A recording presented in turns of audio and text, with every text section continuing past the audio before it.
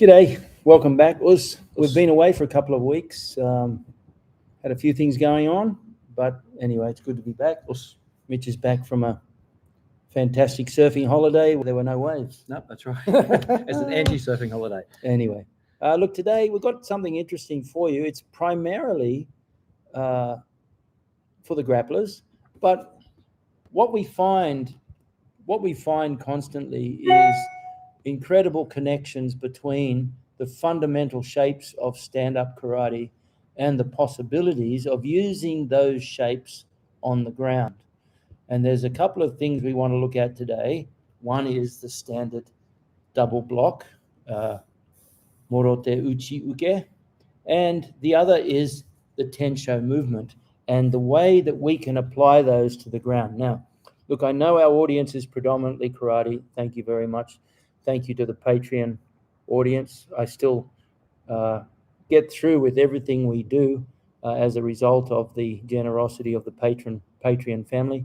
I appreciate it very much. If you haven't subscribed, please do so. If you have and you think what we offer has some value, well then send it out to your own million subscribers, because I know you all have at least 1 million subscribers.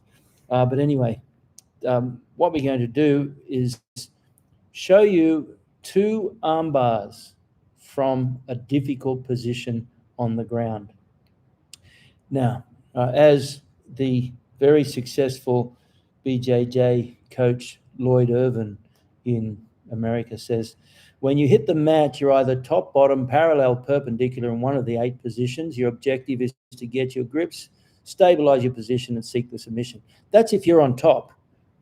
If you're on the bottom, remember he says when you hit the mat, you're either top or bottom. If you're on top, you're laughing. If you're on the bottom, you have to deal with a number of things, namely, particularly when you're under the mount, if you're under, technically, a back, if they have your back control, if you're under a side control, if you're under a knee ride, all these positions present gravity at its worst.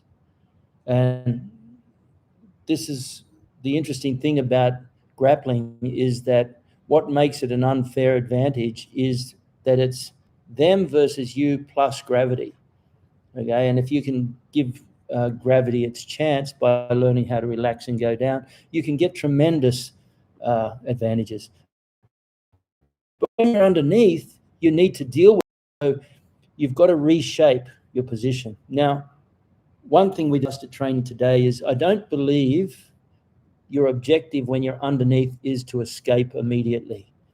I think your objective is to get a shape of reasonable comfort, because if you can get comfortable, then you can survive. And the analogy I use is being underneath a rugby union ruck. If your objective is to escape that immediately, you've got no chance of that happening. So you need to get comfortable under that ruck. Otherwise, you literally have at least a ton of players on top of you. And if you don't know how to shape properly to survive that, then you're in big trouble. So the same principle holds when you're underneath someone's side control. If you're not familiar with it, we're going to show you that in a sec. And the thing to remember is that if you can get comfortable and generate a level of discomfort for the person on top, well, then they will want to get out of the position, not you. So when you're underneath, being crushed by pressure, your brain is about 95% in defensive mode. You're going to do everything you can to survive that. When you're on top, your brain is 95% in attack mode. But if you can do 1 or 2 little things that reverse that, so that when you're underneath, you generate a threat in a position of comfort, then you don't have to worry about it so much. The one on top now has to go into defensive mode. So we're going to show you, first of all, the fundamental, the most common and probably the easiest and most successful side control. And then we're going to show you 2 ways to apply karate movements, particularly the uchi uke, the ryote uchi uke, and also the tensho movement, underneath to alleviate pressure and put your opponent into an incredible defensive position. If we can pull that off, we've done well today. Let's see. Hi, Rochelle and Mel. It was great to see you at the camp too. I hope you enjoyed the camp a lot. Marco, Us, Aladdin, Basil, good morning, Us. Sensei Mike, changeable WA. Here it's a bit funky. We had lightning storms 2 nights ago, and I can look out the window now. There's not a single cloud in the sky. So anyway, Chrisib. Chrisib. And Sensei Gary, nice to see you. Craig, Nicholas. Okay, we're just going to show you first of all the side control. So we're going to put this down.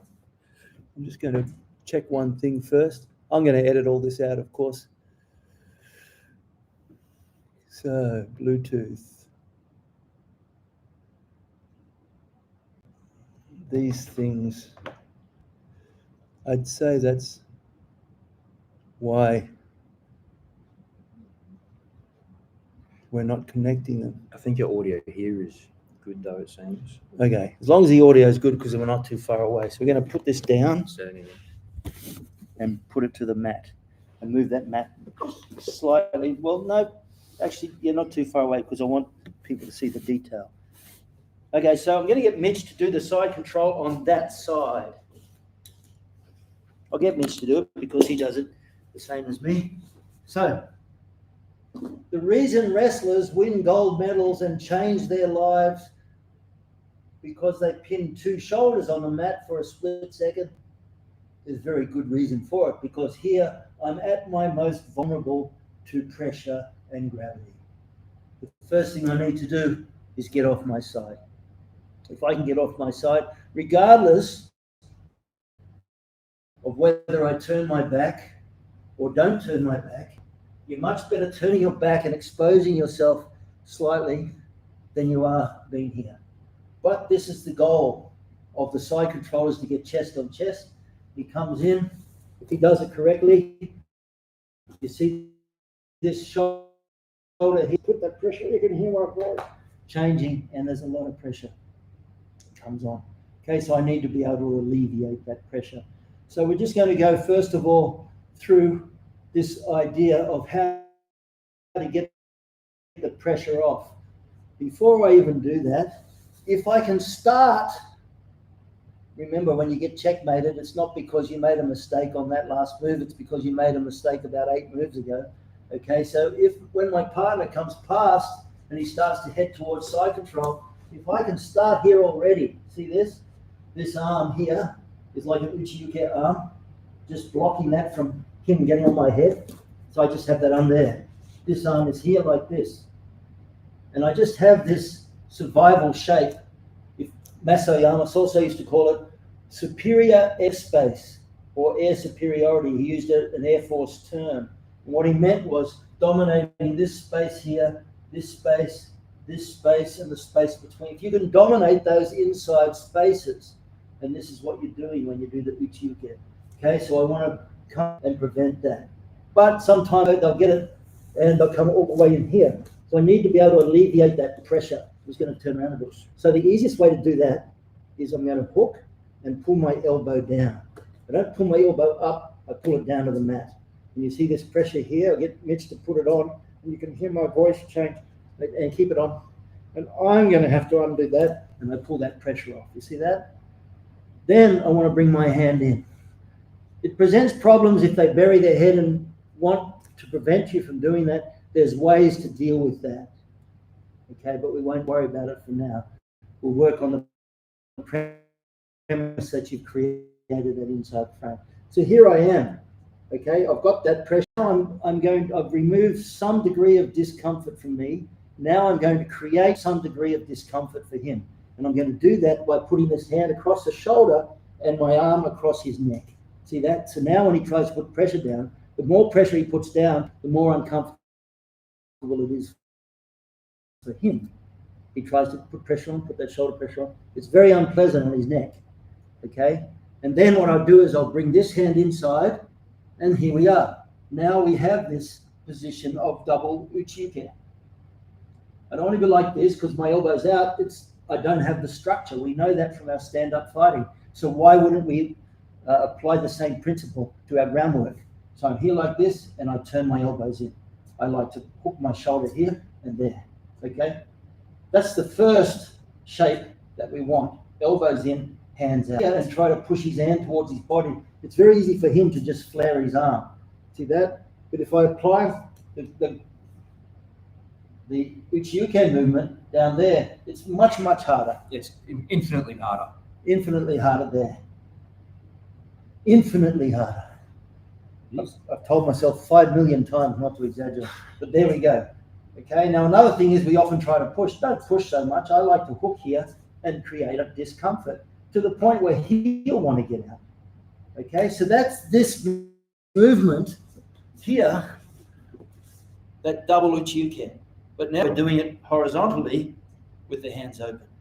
And in some styles, when they practice Sanshin, particularly Uechi-ryu, they have the hands open like that.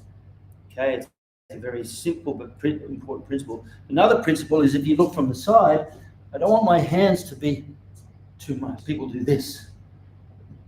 There's no structural integrity there. If Mitch was to push my arms, I'd just collapse. Whereas if I have slightly more than 90 degrees, it creates a much stronger frame. Well, that frame also exists, whether you're horizontal or vertical. In here like this, if I can get this frame here, this hand pulls in here like this. Okay, now this opens the way for the first arm lock. In that there's an arm lock we call Gyaku Ude Garami in Japanese, Gyaku Ude Garami, which means reverse arm entanglement. In Brazilian Jiu-Jitsu, it's referred to as the Kimura Lock. Okay, in wrestling, it's like a double wrist lock. Okay, and that is this movement here, where I have the arm here like this. Okay, now to go from here to here is not so easy because your partner's not stupid. Particularly if I want to look for it and I grab his wrist, he immediately knows what's coming, so you'll lose the benefit of the surprise attack. So by having this move here, what I do is I'll bring that arm in. See, now I've pinned his arm to the side essentially with my correct Uchi-uke arm position, and I pin it to his side.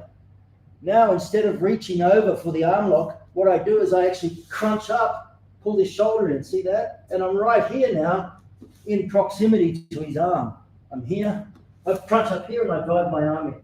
We'll show you from the other side in a second. There. Okay, we're going to turn around just 90 degrees about here, keep on this position. So once again, Mitch is trying to put that shoulder pressure on. I beat him to it with a coxcomb, and I've got my double Uchiuke. Okay. By bringing that in there, now I'm going to crunch up and drive my arm through. See now, if I go for his wrist, he pulls his arm out. If I block here in his brain, I'm essentially just blocking. But what I'm going to do is come all the way through to here. See that? All the way to there, all the way to there, and I bend. Now, if Mitch tries to get his arm out, it's much more difficult. In fact, I'd say it's almost impossible unless he has superhuman strength or he's on drugs or alcohol or adrenaline. Okay? Traditionally, you hold it like that. I prefer not to do that because as I get older, I need to preserve my knuckles. And the more pressure I apply with them all the time, the more chance of arthritis setting in. So I use my arms there like that. See that? Now I've locked this in. And it's really hard for Mitch to escape. He tries to pull his arm out. It's very difficult. He can do things like step over my head, boom, and that relieves it, keep going, and now he's out of it. Okay, so what I do to prevent that, which was taught to me by Carlos Machado, is I'm going to extend this arm now. See that? Now he tries to step over and my arm blocks his progress. There. Okay, now what I'm going to do is I'm going to move in and apply the arm lock.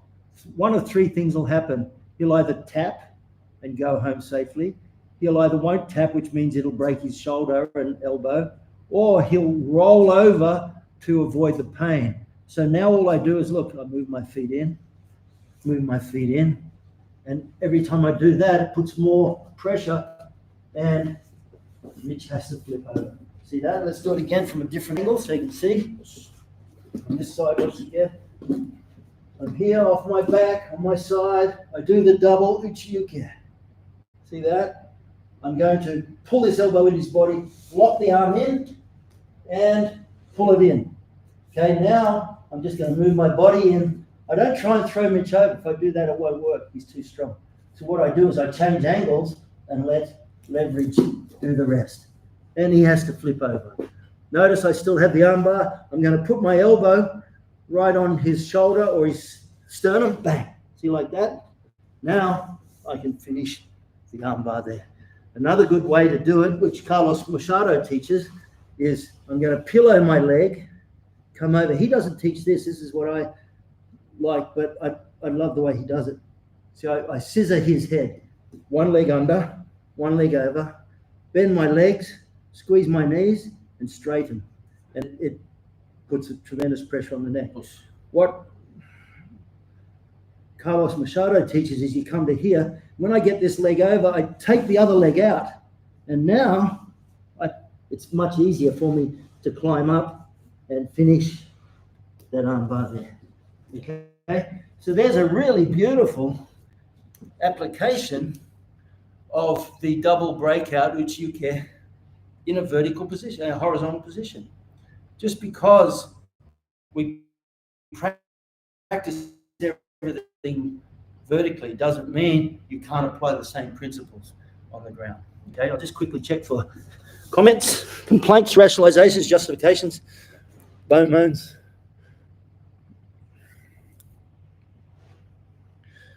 Us. Cam was great. Oh, good. Got to work with Senpai Mitch. He's popular with all the beautiful women. Oh, Shihan, Harry. Oh, nice to see you, Harry. Soledad de Dios. Good to see you, man. Also, Masayama had he lived long enough, he would have introduced elements of cause and due. Well, look, he already did. You know, in chapter 15 of This is Karate, which is arguably one of the most famous karate books in the world, chapter 15 was called Groundwork, the translation that he had, because the translator, Richard Gage, had no precedent. He translated the word newaza. Neru means to lie down, and waza, technique. So he called that book that chapter lying down techniques. Now we call it groundwork. Okay. Understanding of the rubber guard in regards to Eddie Brothers. Yes, he's a student of Jean-Jacques Machado, who is Carlos Machado's brother. I only ever trained with Jean-Jacques, I think, once or twice when he visited his brother's school, but I never trained at the Jean-Jacques school. But yeah, the great Machado brothers, one of the great pioneering families of BJJ. So you see how we've got this move with stand-up. We now apply that move to the ground. Another move which we find very commonly, we have the Tensho movement, which we use a lot in stand-up. We can apply exactly the same position on the ground. Now I'm going to show you a very simple thing. So if Mitch lies down there for a sec, there's only fundamentally 3 approaches to arm bars. Okay, the first one is the arm is up. That creates a certain type of arm bar. That's in Japanese, udegarami, or arm entanglement. In Portuguese, for the Brazilian Jiu-Jitsu. This was taught to Holmes Gracie by an American wrestler, so they call it Americana in honor of that American wrestler. Then you've got the straight arm bar, in Japanese, ude hishigi, or forearm, elbow, jujigatame, cross body hold down, but they do an arm bar straight there. There's also certain straight arm bars here too. They're like that, where you're not necessarily lying across the body, but you do pin the shoulder with your pressure and come here and apply the straight arm bar there. Then the third one is when the arm is going down. Okay? This is Gyaku udegarami. Udegarami, arm entanglement, when you do this here. Gyaku, or reverse arm entanglement, when you do it there. Okay? Now, what we just did before was the Gyaku udegarami. Now I'll show you a way to apply the udegarami in the same situation when I'm under the side control. And remember, I don't want to have the habit of lying here, allowing my opponent to come on top, even when I'm drilling skills. I always want to get to the position where I'm off my back and on my side Now I've created this frame. Let's say I didn't have the frame. Okay, I need to get that pressure off and then create discomfort here. You can even push it across the face there, but I want to create discomfort there like that. I can even start to push the head. Here's another good thing. Look, push the head, trap his arm, and now I come over, and there's a cutting armbar, and get another different type of armbar there. Okay, so I'm in this position now. Last time what we did, we went here, and I went over the arm. This time what I'm going to do is do a tensho movement. See that tensho movement? Lying down. As the arm comes in, I'm going to pass it to the other arm. See, like that? I'm here. He's putting pressure on me. He's trying to get control. I allow that to happen, and I simply pass it to my arm and lock in here. This is the first bunkai application. We teach how to Pinan 2. It's the last move of the kata, where you step down, get ambare, jodan uke, get ambare, jodan uke, and then lukite.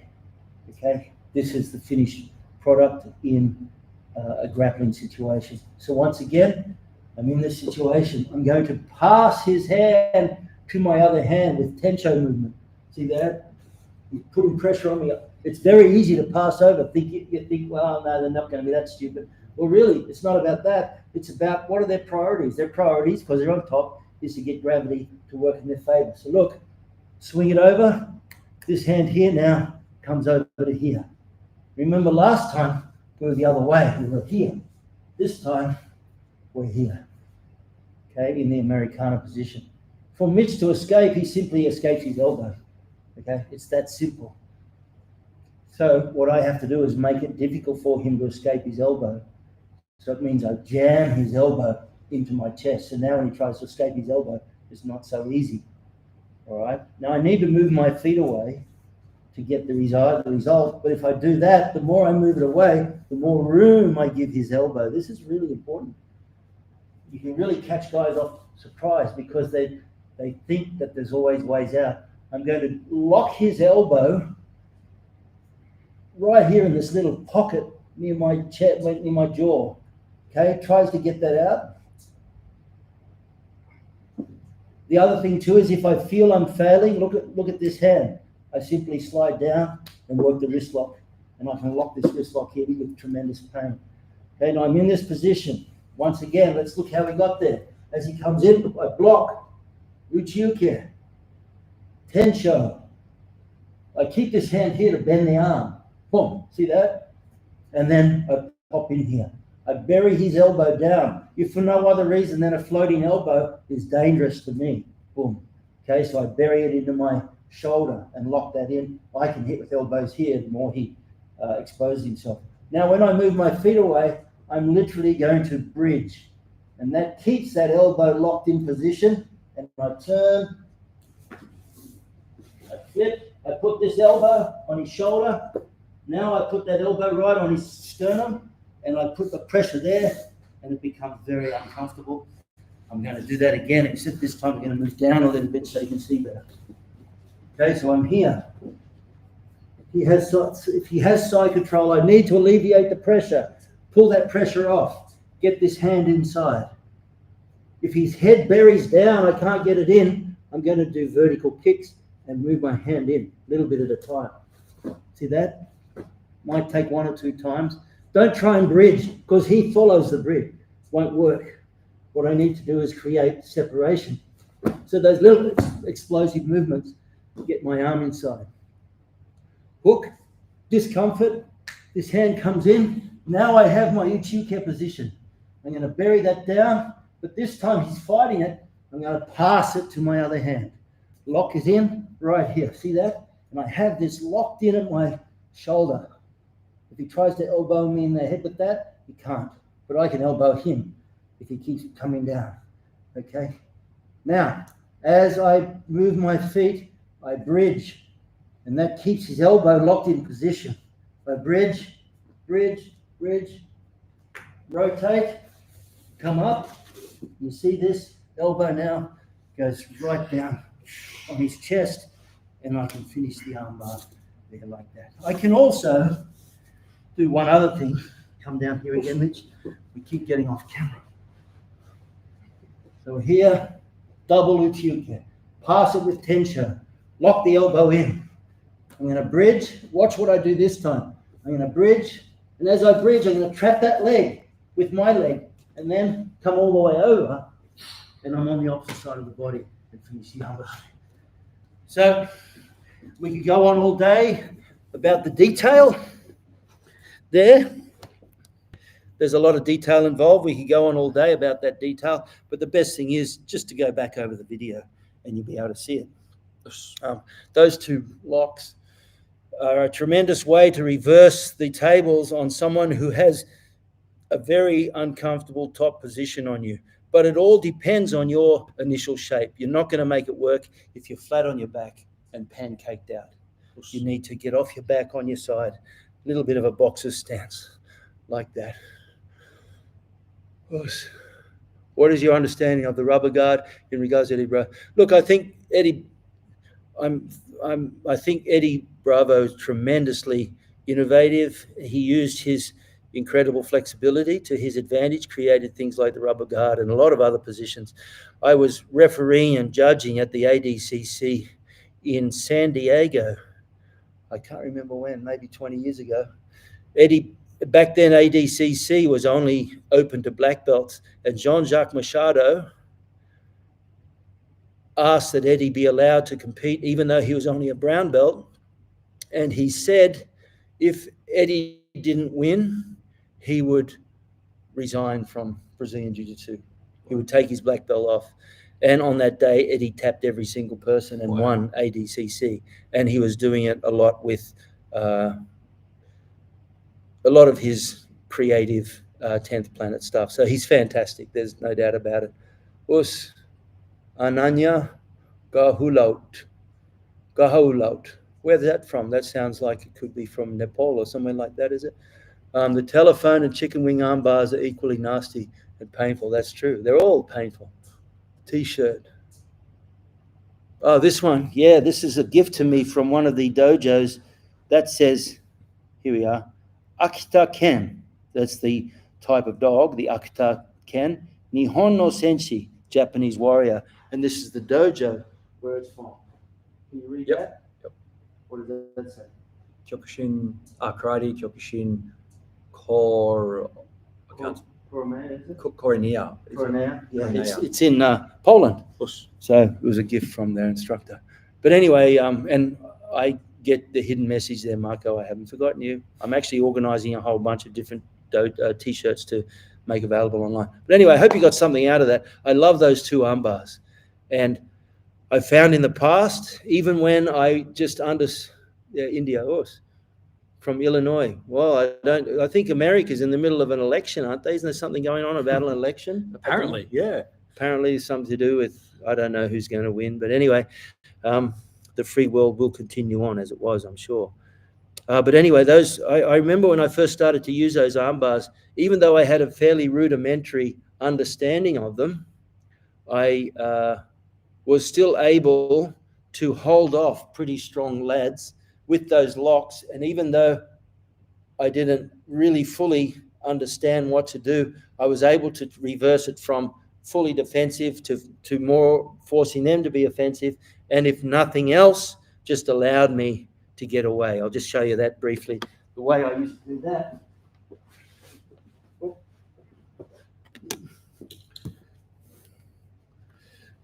What I would do is if I would get it, well, I'd come here and I'd lock this in. And even though I couldn't do anything, even as they worked hard to escape, I'd go like that and I'd be gone. Yeah. So it gave me a great opportunity to escape a very difficult position against strong lads.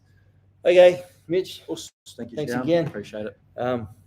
Third session today, and I've got to train with Sensei Ben at his dojo tonight, which will be a nice, easy one because they're only doing kumite. So they'll enjoy themselves, I'm sure. Yeah, we deliberately wore a white and black T-shirt just so it might have been easier to see the contrast when we're doing the techniques. Thanks, guys. Appreciate it.